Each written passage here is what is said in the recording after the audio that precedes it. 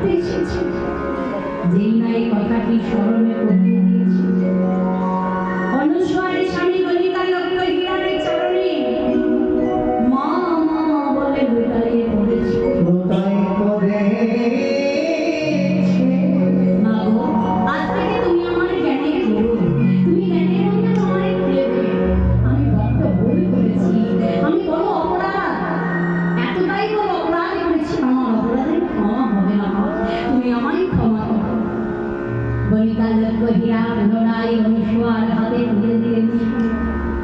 কিন্তু মাগো, প্রভাত হয়ে গেছে অনেকক্ষণ, রাত্রি তো প্রায় প্রভাত হয়ে গেল, কিন্তু সূর্যোদয় হচ্ছে না। নারদ মুনি গিয়ে বলছে, প্রভু সতী নারীর অভিশাপ মারতে সূর্য আর উদয় হবে না। ভগবান বলেন, সর্বনাশ, সূর্য যদি উদয় না হয় প্রকৃতি লোপ হয়ে যাবে। তাহলে চলো আমরা যাই ওই মর্তলোকে। ব্রহ্মা বিষ্ণু মহেশ্বর তিনজন মিলে অনুসূয়ার কাছে এসে বলছে, মা গো, ও মা, তোমার অভিশাপ তুমি ফিরিয়ে নাও মা, সূর্য উদয় হতে দাও। দিতে পারি একটা শর্ত। বলুন, আমার স্বামী যদি প্রাণে মারা যায়, পুনরায় আপনারা প্রাণ ফিরিয়ে বলো, বেশ, কথা দিলাম, মুনির অভিশাপে তোমার স্বামী মারা যাবে, কিন্তু পুনরায় ব্রহ্মা বিষ্ণু মহেশ্বর তিনজনে আমরা স্বামীর প্রাণ ফিরিয়ে দেব। এইবার অনুসূয়ার কথা স্মরণ করে বলে, সূর্য দেবতা একটু বাদে ওঠো, সূর্য দেবতা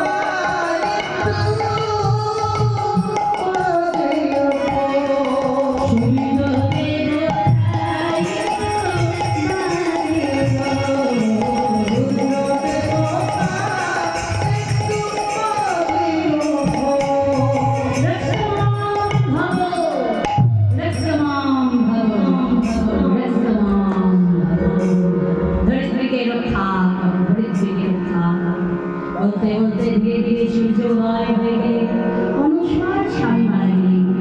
ভগবানের আশীর্বাদে পুনরায় সুঠাম দেহ স্বামীর পূর্ণ ফিরিয়ে দিলেন। আর সকলে বলে উঠলেন, জয় জয় অনুসূয়ার জয়, জয় জয় ভগবানের জয়, হরি বল।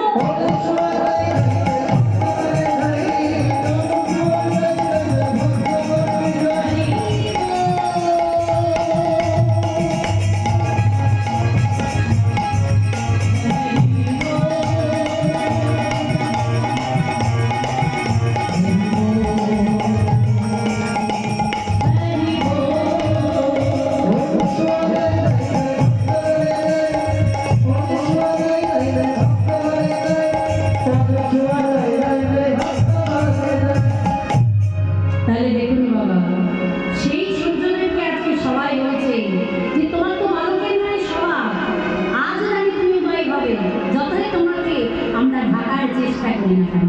তাই আমরা তো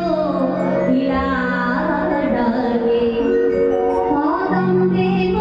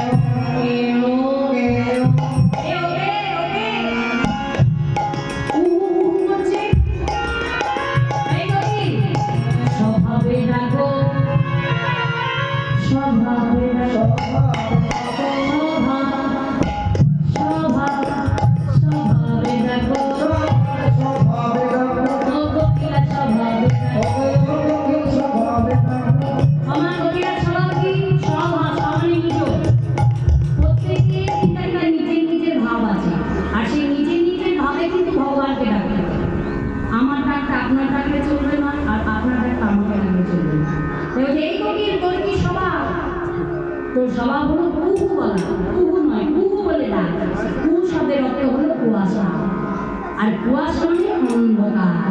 যদি কুয়াশা হয়ে যায়, অন্ধকার হয়ে যাবে, তাহলে রাধা গোবিন্দ আর পিছনে ঘুমাইবে, আর কিছু আমরা রাধা গোবিন্দকে দেখতে হবে। এই কথা বলতে বলতে আরে যাচ্ছে বাবা দাঁড়িয়ে গো শিয়া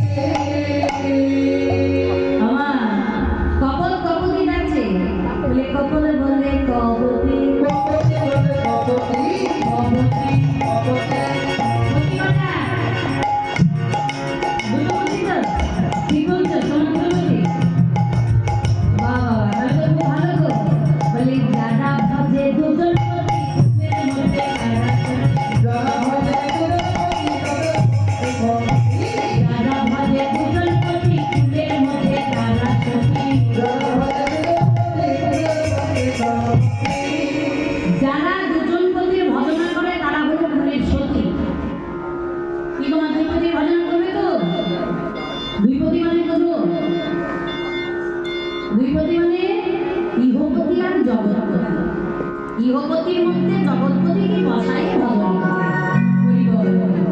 তাই কপটপতির কথা বলছি। কপটপতি কি?